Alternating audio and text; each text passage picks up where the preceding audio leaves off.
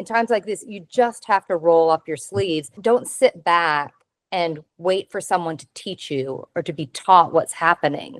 Learn by doing.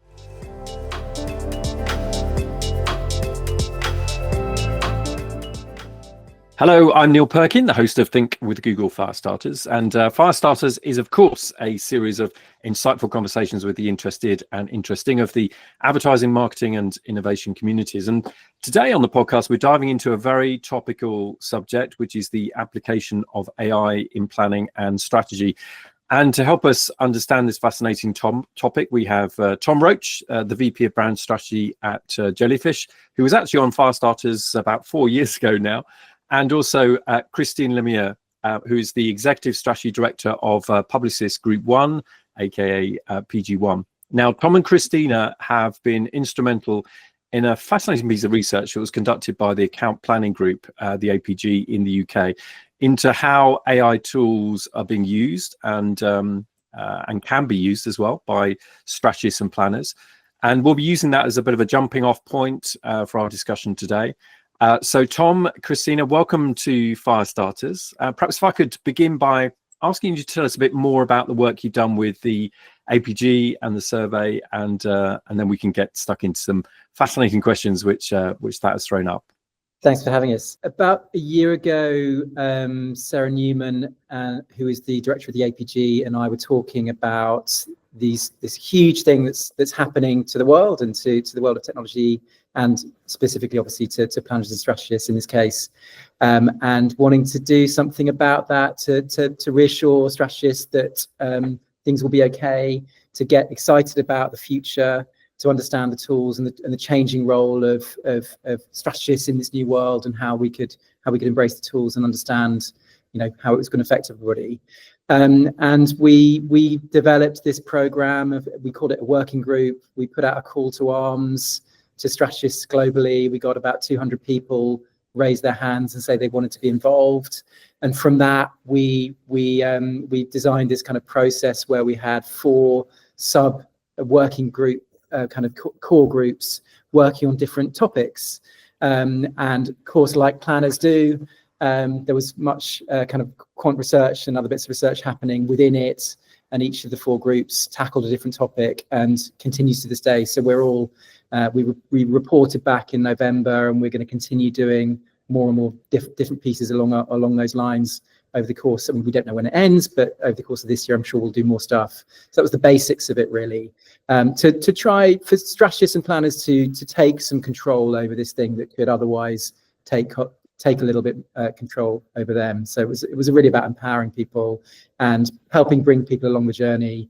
Very diverse bunch of people, some who are really, really into it, incredibly at the cutting edge, and some who really were just beginning to dabble. So a broad group and a global group, and it was a really exciting collaborative process to be involved in. Yeah, and I think one of the things I wanted to underscore here were the principles with which you and Sarah approach setting up this working group, which I think is very important. Clearly we're at an inflection point, and this huge wave of technology is going to disrupt the world and how we work. It's important for us to roll up our sleeves and play a role in shaping it. But also it's important to create the right environment to do that exploration in. And Tom and Sarah took great care in setting up very diverse working groups in which we could explore the subject matter around Gen AI and how the implications for our planning. My working group had an equal mix there were 6 of us, an equal representation of men and women. We came from different planning backgrounds. Some were brand planners, media planners, et cetera. We came from different business models. Some of us work at big holdcos, others at independent consultancies. And it was that diversity of perspective that I think really enabled us to properly explore the future of our industry in a dynamic way. This is it's a complex question. It needs multiple layers of insight, and it needs multiple points of view to tackle it. Beyond that, just being the right thing to do is what you need to do in order to unlock the best answers. And so Tom and Sarah did a great job, and it's so much of it is about the principles and the culture that we created answer the questions, as well as the learnings that we uncovered and what's next. So I think what was interesting, actually, when I was looking at the results of the survey and the work that you've done, it struck me there was actually quite a lot of optimism and positivity around the role that AI can play for planners and strategists. So just maybe if you can talk to me a bit more about your feeling or your sense of really how planners and strategists are really looking at the potential of AI for the planning and strategy process. Well, I think that, Tom, you can build on this. Planners are a curious bunch. I think if you're a planner, you have to be curious, you have to be an optimist. And so that, being able to experiment with new technology and to use it in ways that you typically haven't before, that's exciting. And if you feel optimistic about the future, then, hopefully you're going to feel optimistic about how Gen AI and technological advances can enable you and give you even more agency in your career. Yeah, it was a really the first bits of kind of quant data that we had were around, basically, like, we discovered 90% of strategists are using some kind of AI tools, and I think 77% are positive about it. But there was also an equal amount of kind of hesitancy or tentativeness, or maybe some concern, and even you'd get in the survey data, you'll see like 95% using it, but then 56% of people saying they sometimes find the outputs unusable. So like, we are optimistic, but we're also challenging, and kind of have an equal balance of optimism and sort of, I guess, challenge and tentativeness. So it's not that we were all like totally like super positive. In fact, we wanted a group, we wanted more people within the group who were going to be a bit more like questioning and critical, and we needed that balance in the group itself, and we certainly saw that in the data. Yeah, I think that we all recognize that we're going to be using AI more in our roles in the future, not less. It's here to stay, so there's a need to embrace it, understand it, and to help shape it. Yeah, that's a nice point. I mean, it was interesting, actually, that if we think about application, because there was some questions in there about how planners and strategies are using it in the workflow and in the process. And it seemed to suggest that it's being used for things like insight generation, writing currently, but maybe less used for what you might call core skills, I suppose. So understanding people, or defining problems, or maybe telling a story. So I guess my question is, do you think that maybe we're missing something here, or is there the potential to perhaps use it in a more sophisticated way to help with those kind of real core skills of planners? Yeah, I think it was helpful to know that some of the ways people are using it, and and the quant survey, results did indicate a gap between what planners see as their core skills and how they're using it. But we're also layering that with qualitative research. So if you go to the APG website, we've got an My AI Diet series, which is one of the things that my working group have kicked off, which is inviting planners from just diverse perspectives to share in a bit more qualitatively how they are using Gen AI tools, what they're using them for. And if you start to read those answers, it provides a bit more depth, and you'll see that planners are using Gen AI as a strategic sparring partner in order to test and disprove their hypotheses.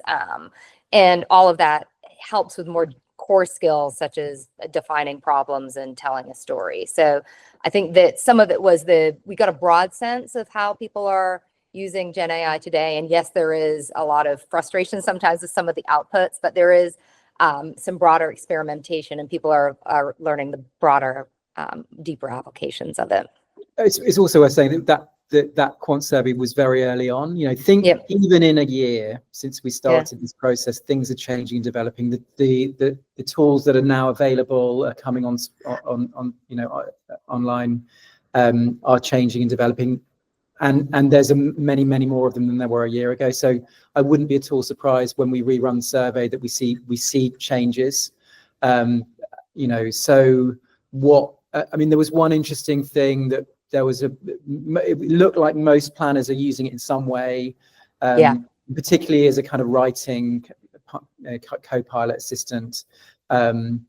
there was skepticism around its ability at that point to do some of the more kind of empathetic, kind of real understanding of consumers. Yeah. That may continue, it may not. I mean, as the tools develop, I mean, we've already seen the launch of various platforms around synthetic data and being able to use kind of synthetic groups of consumers as kind of qual groups and also quant segmentation studies. So these things are moving very quickly, and I think we can just use it as a bit of a guide.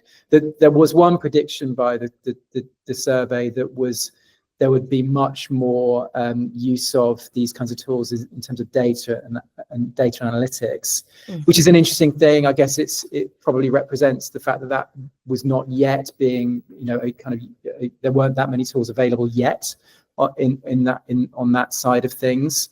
When you speak to some data and analytics experts, they are questioning a little bit critical of the possibility that their area may be, AI tools may be useful in their space. So I think it's moving very rapidly. I think what we can say for definite is that there are points across the full strategy and creative and production workflows where many points where AI tools and Gen AI tools are going to be useful, and we're only really at the cusp of it, I think.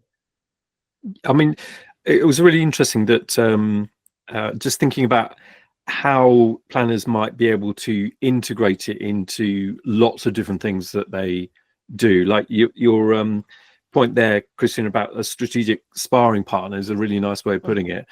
But I was struck actually by a piece of research that was done probably about a year ago now by Boston Consulting Group, which talked about the different ways in which people tended to use AI tools at that time in their processes. I think they called them centaurs and cyborgs. So centaurs were people who had a sort of clear separation, and they were basically sort of had specific tasks which they would use AI for. It's like, oh, I've got to this point, so now I would use AI for that example, and then they go back to doing what they did, without it.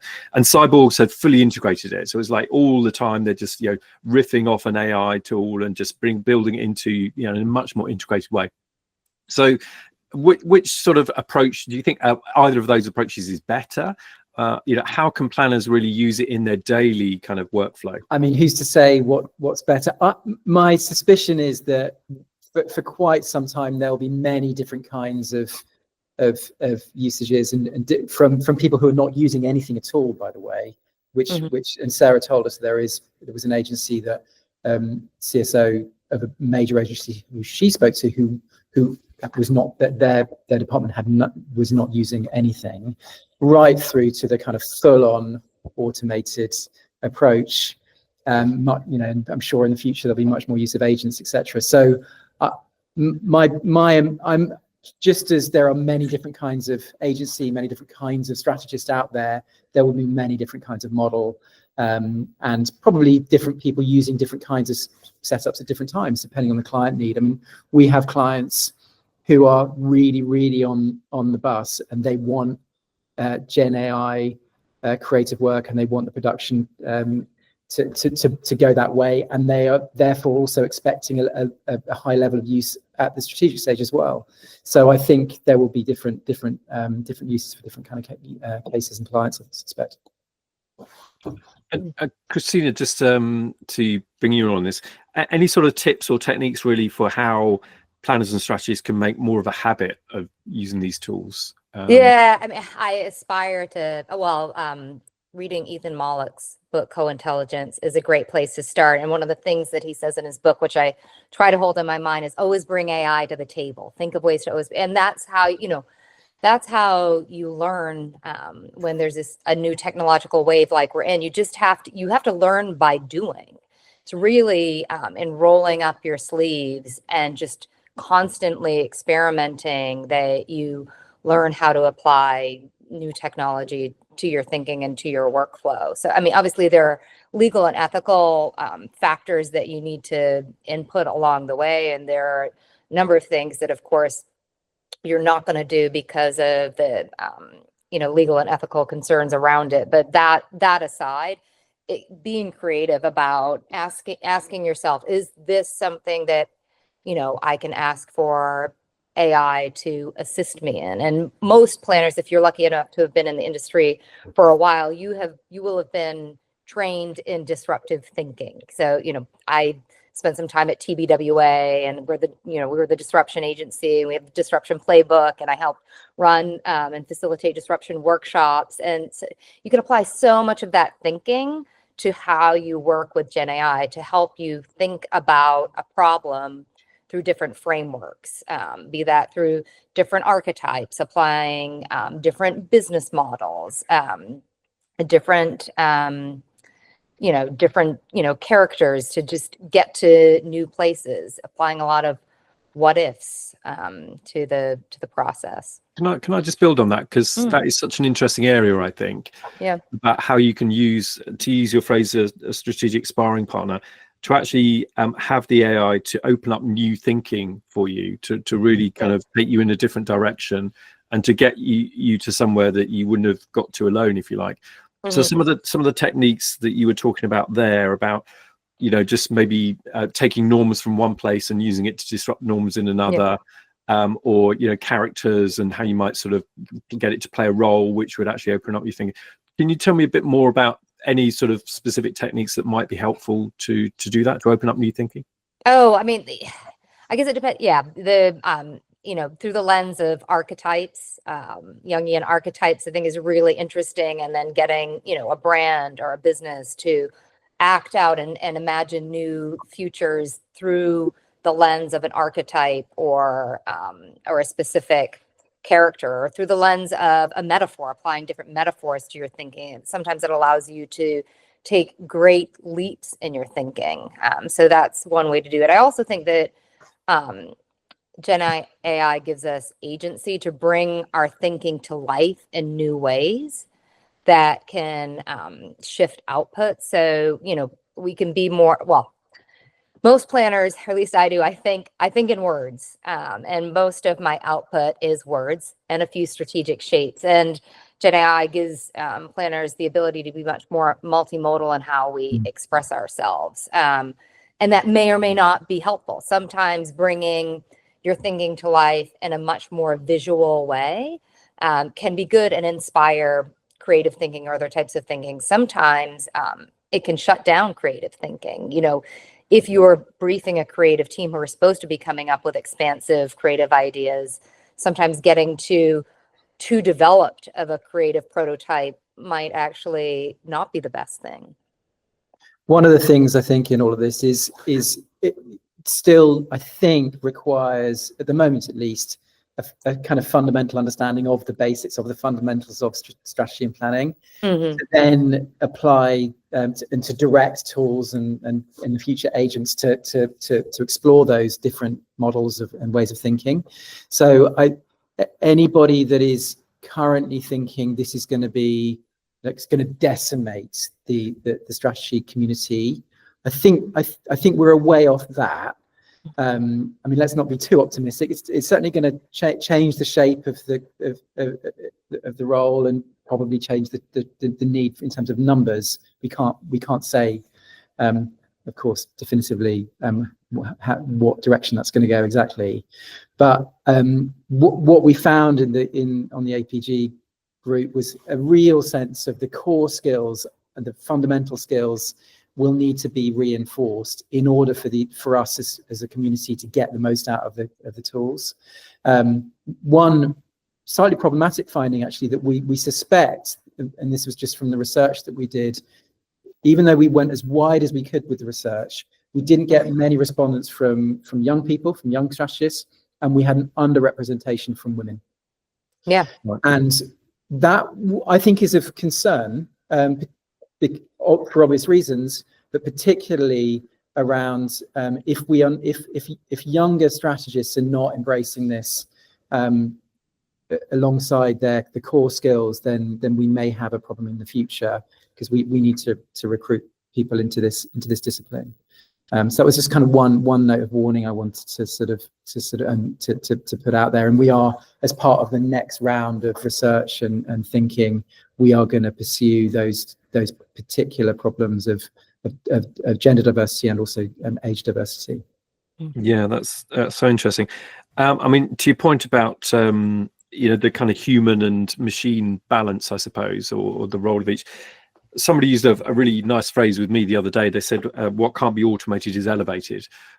So they basically talking obviously about the kind of human intuition and creativity and strategic thinking that actually you can be augmented by AI. So, I mean, any tips really on how you can get that balance between what's human and what's machine, and how we can work best to get the most out of the machine?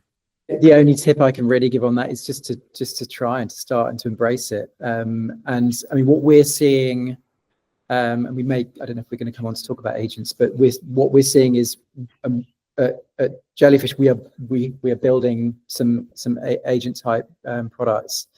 And when it comes initially, it's obviously a very nascent area, but we've got something which we call social agents, which helps social strategists or social creative strategists to do very quick analysis of social content. Now, that's something that previously was a very manual and laborious job. And yes, there's an element of drawing out insights by looking at all that material. But if we can get agents to do that, then I think it absolutely is what can't be automated will be elevated, and that's what we're beginning to see. So I'm sort of optimistic that automation and elevation is possible. Rather than kind of automation and decimation. Yeah, that's a very optimistic view of our future. It's a future that I would like to be part of.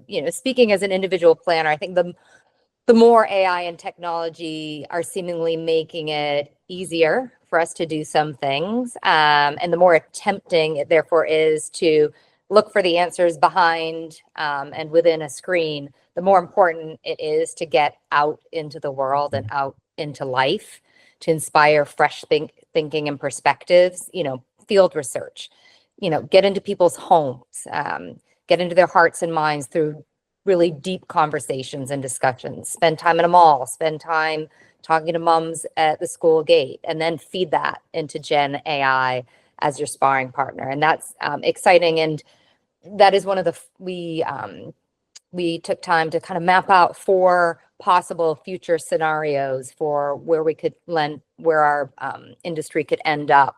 And on one end of the spectrum, we envision this golden age of planning, a bit of a new renaissance where we're completely free from our desk. Can you imagine that?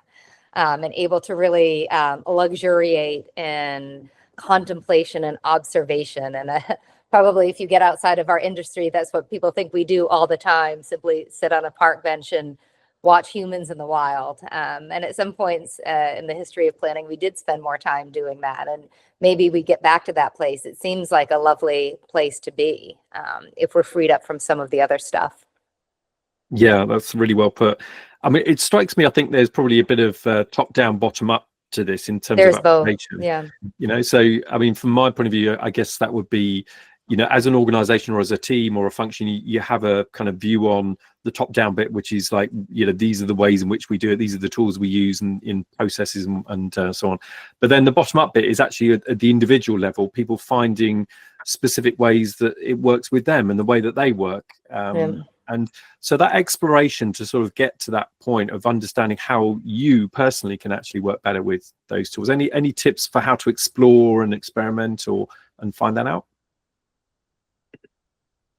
Well, I mean, I guess it's generic principles are, again, learn by doing. You have to roll up your sleeves to properly understand it. I mean, if any planner who, has been in the industry as long as I am, I joined the advertising industry. I was lucky enough to join during the peak of the .com boom. And I moved to San Francisco. And I just had this instinct that that's where I was going to learn the most. I just literally inserted myself into the epicenter of the .com boom. And it was an incredible time of learning because I was in it. And it helps, you're on the rocket ship and it helps catapult you. And then, and that helped fuel probably the first 10 years of my career. And then again, when the platform world started rapidly disrupting things, and Web 2.0 and platforms started becoming a much more consumer-facing world. I was really curious with how they were disrupting things, and that led me to pivot my career. Up until that time, I'd been in account management, and it was only then that I shifted gears into strategic planning, and it was largely through rolling up my sleeves. I started creating my own platforms and blogs, and writing for other blogs around the subject matter of lobster fishing, which I have expertise on. And it was really, that's how I learned about building communities in digital worlds, and content curation and SEO, and it led to a book deal. It led to a lot of really interesting career opportunities. But in times like this, you just have to roll up your sleeves. You don't sit back and wait for someone to teach you or to be taught what's happening. Learn by doing, and that's something that I think planners do quite well, because we're curious by nature. Get stuck in, roll up your sleeves, figure it out, and that's what we're doing through these APG working groups, is leaning in, rolling up our sleeves, asking the questions, testing and learning, developing prototypes for what the future might be, sharing those back out for input, and then building on them, and learning where there's need for more thought and more input. And again, as Tom alluded to, one of the things that we uncovered through our working group, which is reflective of other research that's happening, is that there are some groups that seem to be leaning a little bit less into the subject matter of AI. And this often happens during times of tech change. There are certain types of people that swoop in, dominate the conversation, rightly or wrongly. But what it does is it ends up creating an environment that can feel overwhelming and unwelcoming to other people. And in order to shape a future that we all want to be part of and will be proud to be part of, we all need to input into it. And so the part of our learnings that's one of our next steps, is we're creating some platforms and spaces to continue a conversation and invite other parts of the planning community that have been perhaps a bit more quiet to have their voice. So the My AI Diet is something that we're continuing to curate the voices from diverse planning perspectives to share how they're using AI and amplify those voices. The panel discussion that we'll be hosting soon, to have a conversation around and get the views from younger planning talent around how they're using AI and what support they need, what help looks like for them, so they can be fully engaged. Those are some of the steps that we're taking, again, because Tom and Sarah did such a great job of setting up the right forum and spaces for us to be having this discussion and contemplating the future.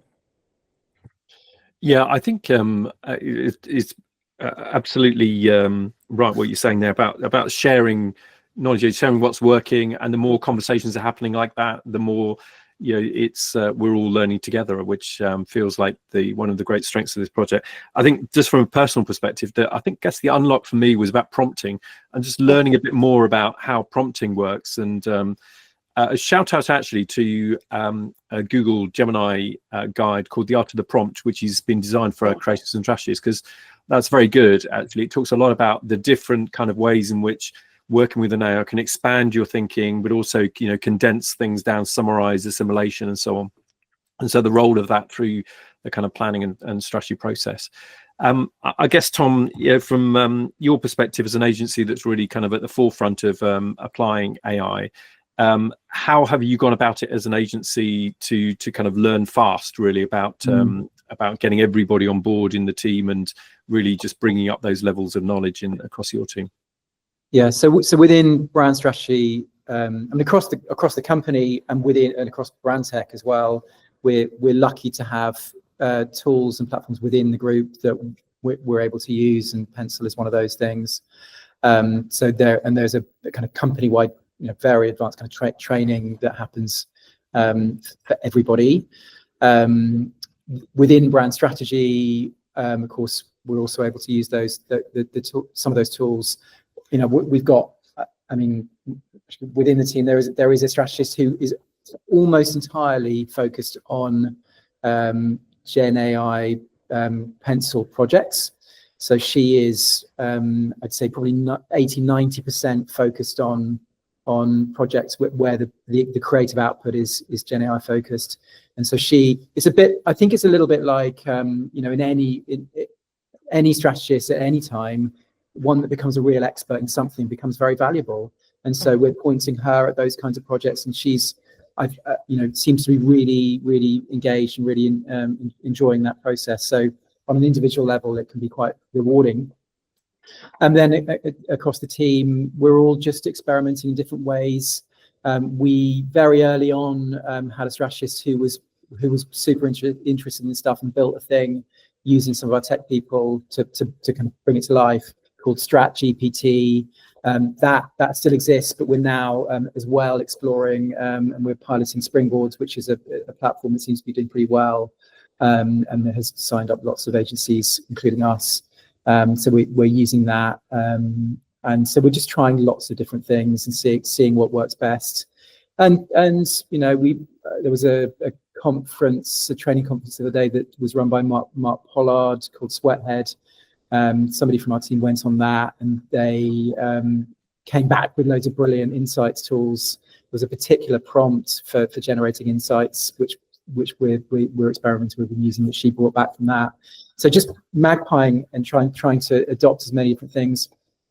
That I'm also conscious as the kind of leader of the group, that it's slightly incumbent upon me to occasionally to try and force our way into certain processes. So, with certain pencil projects, it wasn't initially assumed that there would be strategists on some of them, because the insights tools could be used. The user of the tool is primarily a creative or a designer. And we spotted that actually there was going to be benefits to strategists getting involved in early on in the process and developing a creative brief, as you would on any project. And so I think there's a need sometimes to insert yourself, use some sharp elbows and make sure that we are part of the process and part of the workflow. And that has always been the case for strategy since it was first invented. It is not assumed by all of our clients, by everybody in an agency, that strategy should always be present on all given projects. And so we have to have a slightly louder voice, and we have to stand up for ourselves and advocate for our value, advocate for our discipline, and advocate for the what we can bring to the table. And that is as true, has always been true for strategy and always will be true. And I think is particularly true right now at this moment, or we might get forgotten. We're nice people, strategists. We're very collaborative. Sometimes we're too nice, and we need to make sure we're not forgotten. Yeah, and one thing I wanted to ask about as well, actually. So maybe Christina, you could take this one, just about client expectations. So clearly we've got client side marketers who are facing the same kinds of questions about how they can integrate it into their workflows and drive efficiencies, but also effectiveness. So are there any ways in which is there any expectation on agency partners to be using these tools in certain ways, or is there any ways in which agencies can support client marketers to get the most out of these tools as well, perhaps? Definitely. I think there is, obviously with the legal and ethical considerations covered, there's a desire and an increasing desire to always think about ways to bring AI into a process in order to improve it, or at least experiment with it. And so we are constantly experimenting. Sometimes those experiments help us get to a place a bit faster, or to a proof of concept that has a level of detail that can give a client more confidence around what we're envisioning.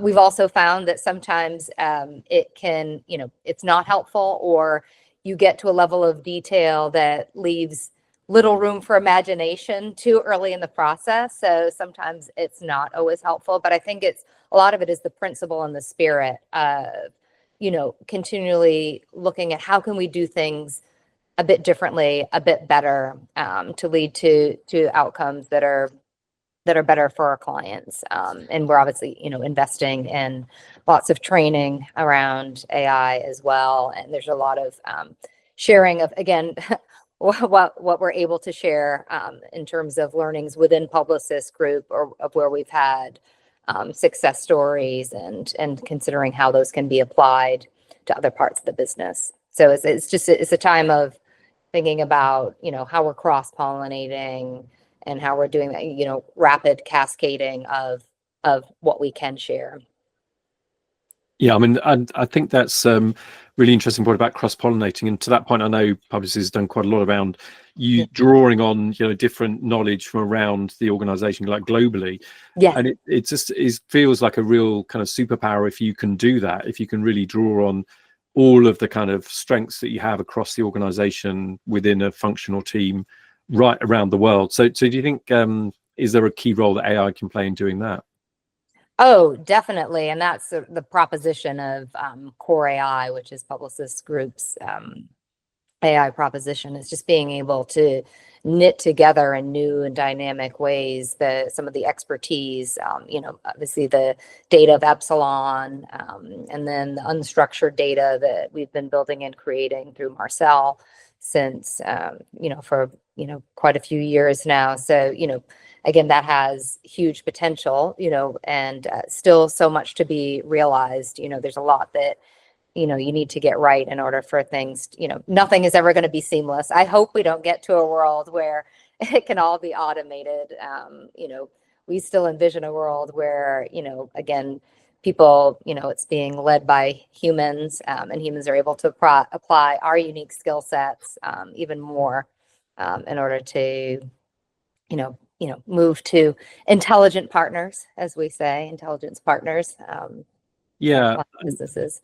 And on that point, actually, it would be good to ask you, Tom, about AI agents, because one of the things that I know that you're focused on with AI agents is the human in the loop, and the importance of having that, setting clear goals and the right goals as part of it, for example, but also degrees of autonomy. And that was quite interesting about thinking about where you can be really autonomous as the AI, or where you need human oversight and much more human intervention. So any kind of comments on how you're kind of approaching that human in the loop? Well, human in the loop is a core principle that predates our exploration with agents. It's something that we always talk about, certainly in the context of Pencil, which is our kind of main creative production tool. It's really encouraging that the company as a whole believes that human in the loop is really important.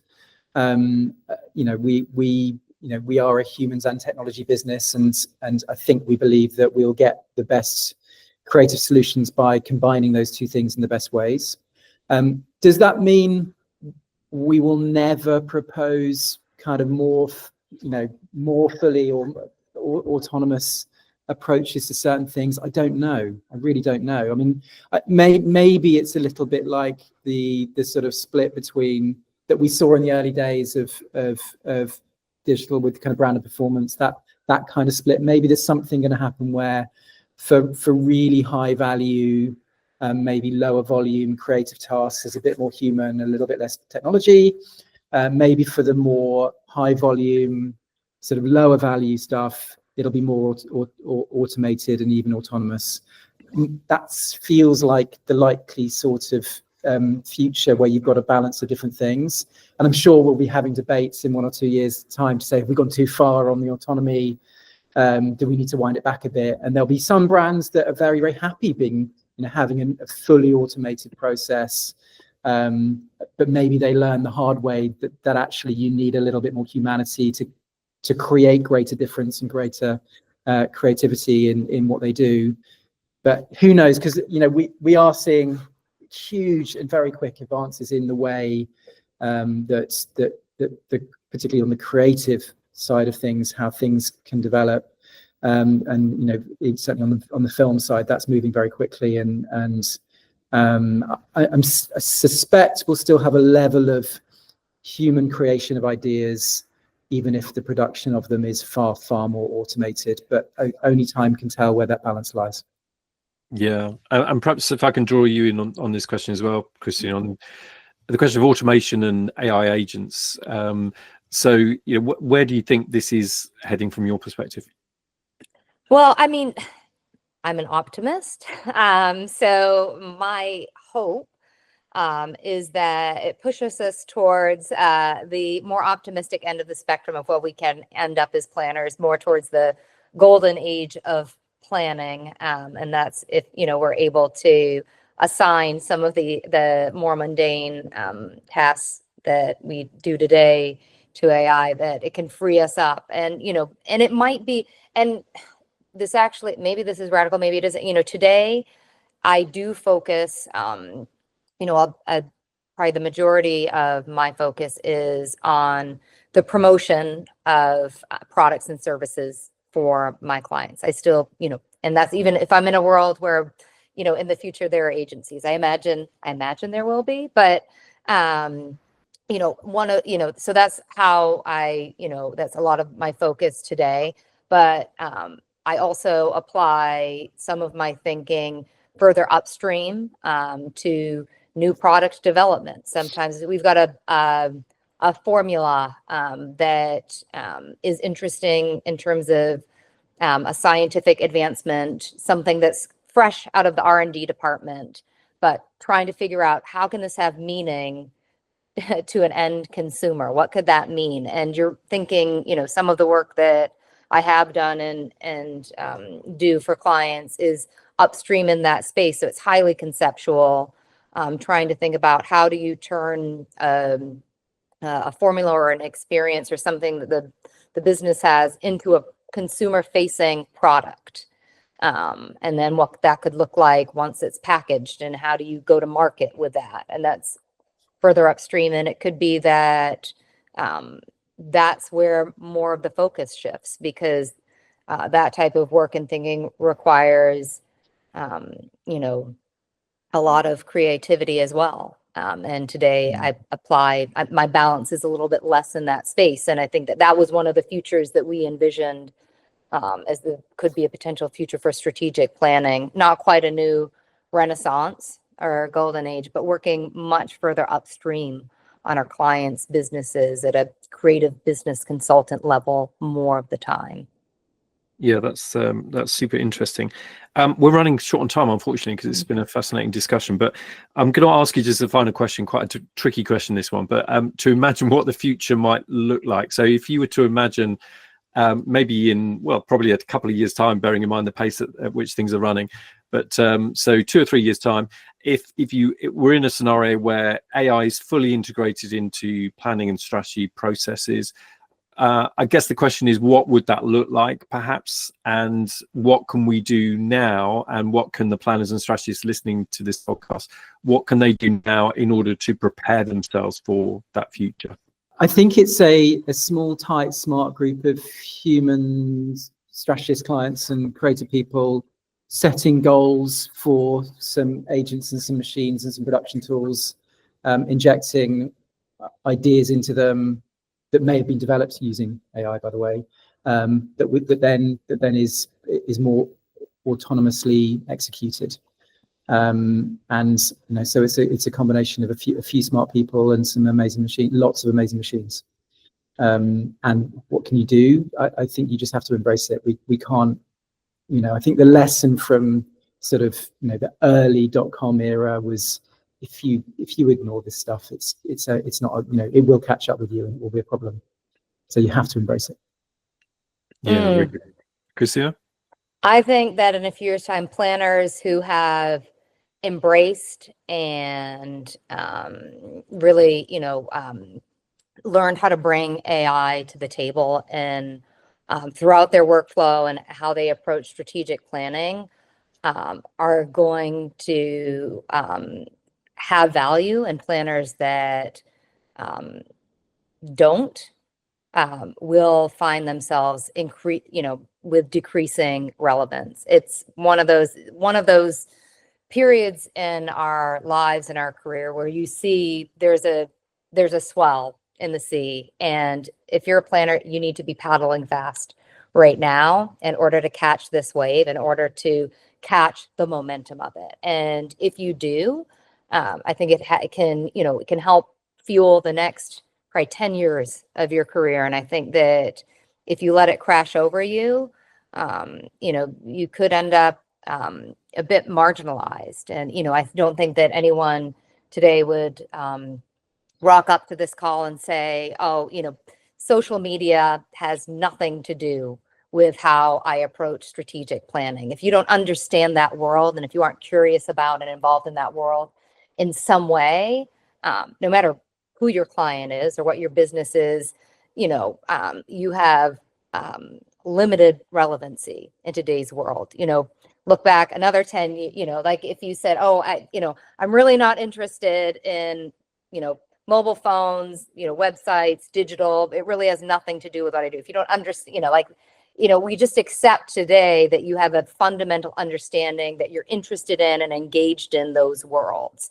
And I think that the same is true for what we're experiencing now. So I think that the planning community, we need to be paddling fast in order to, catch the swell and benefit from the momentum. I think that the APG have done a great job of setting up platforms and spaces that invite the type of thinking and experimentation that we should be doing as a collective group to help shape our future in a positive way. We then need to, take that and apply it to our own agencies and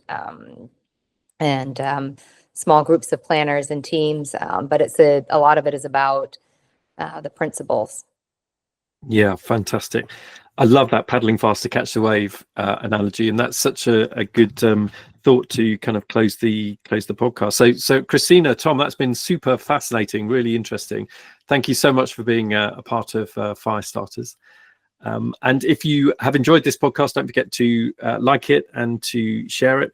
But my thanks again to Christina and Tom for being super insightful there. Thank you.